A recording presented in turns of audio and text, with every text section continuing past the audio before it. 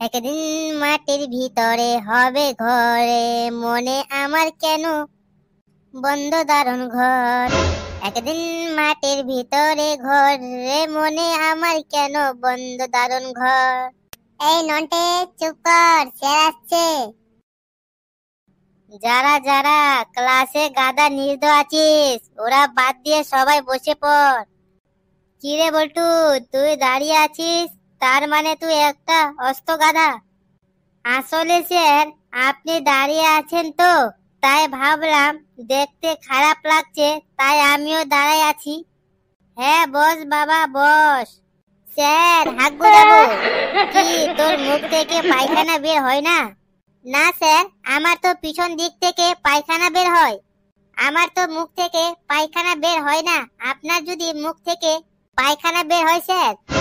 আরে চুপ, আমি বলতে চাইছি হাগু না বলে পায়খানা বল, পায়খানা। কি সাংঘাতিক ছেলে রে বাবা। তুই আমার আগে প্রশ্নের উত্তর দে, তারপরে যেতে দেব। বলতো ইতিহাস কাকে বলে? স্যার, মনের মানুষ কাহিনী পড়তে পড়তে জীবিত মানুষকে সর্দ মরা হওয়াকে ইতিহাস বলে।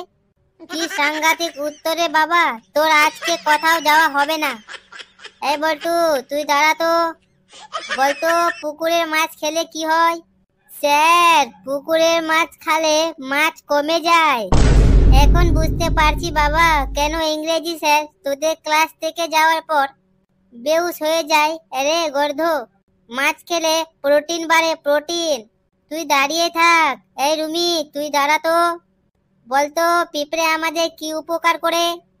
স্যার, পিঁপড়ে আমাদের বলে দেয় যে মা মিষ্টির হাড়িটা কোথায় রাখছো। তুই দাঁড়িয়ে থাক। এই লালটু, বলতো ভারত কোন জলবায়ু দেশ? স্যার, ভারত কেটিনা জলবায়ু দেশ। কি কেটিনা, এটা আবার কি? স্যার, বাংলাদেশ যদি মৌসুমী জলবায়ু দেশ হয় তাহলে ভারত কেটিনা জলবায়ু দেশ কেন হবে না? চুপ, আর বেশি বকিস না, দাঁড়িয়ে থাক।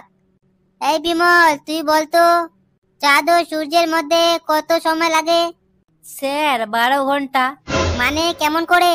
স্যার, সূর্য ওঠার 12 ঘন্টা পরে তো চাঁদ উঠে স্যার। তোরা আর আমাকে রাগাস না। স্যার, আমার পাটা না ঝিমঝিম করছে, মনে হচ্ছে আমি চক্কর খেয়ে পড়ে যাব। স্যার, আমি বসবো স্যার। তুই বসতে পারবি যদি একটা প্রশ্ন উত্তর দিস। বলতো একটা হাতির ওপর একটা টিয়া পাখি বসলো, ওতে হাতির মারা গেল, বলতো কিভাবে? স্যার, এটা তো খুবই সহজ। মনে করো হাতিটির নাম টিয়া পাখি আর টিয়া পাখিটির নাম হলো হাতি। প্রমাণিত স্যার। তুই দাঁড়িয়ে থাক। তোর পা ঝিমঝিম করুক আর মাথা ঝটপট করুক, তুই ওখানে দাঁড়িয়ে থাক। স্যার, আমার পাটা খুব ব্যথা করছে, আমাকে ছেড়ে দেন স্যার, আমাকে বসতে দিন।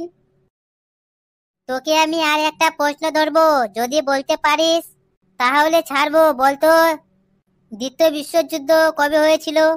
স্যার, যখন সব দেশগুলো একসাথে মারামারি করছিল, তা মারামারি করার পর সমস্ত দেশ মানুষরা পরপুরুষ দেশের জমা হয়ে সে সময় দ্বিতীয় বিশ্বযুদ্ধ হয়েছিল স্যার। তুই দাঁড়িয়ে থাক, তোকে আর বসতে হবে না। তোর মাথা ঝিমঝিম করুক আর পা ঝিমঝিম করুক। এই বল্টু, তুই আর একটা প্রশ্ন উত্তর দে তো আমার। তৃতীয় বিশ্বযুদ্ধ হয় তাহলে এর পরিণাম কি হবে? স্যার, আমাদের বইয়ের আরেকটা চ্যাপ্টার বেরিয়ে যাবে, আমাদেরকে আরো এক্সট্রা মেহনত করতে হবে, আরো এক্সট্রা করতে হবে।